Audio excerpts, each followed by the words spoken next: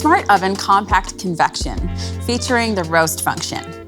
For those who are eager to master the art of roasting with ease, all you have to do is prep the ingredients. It's genius. To get started, set your Smart Oven Compact Convection to roast and the rack to the bottom position. The roast function is ideal for cooking a variety of vegetables and meats and ensures the food remains tender and juicy on the inside, but crispy on the outside. Selecting the roast function brings up a default temperature, which you can adjust to suit your cook. Press the Start Cancel button before placing the food in the oven. Once the backlight illuminates, the oven alert will, and the LCD screen will show a blinking preheating message.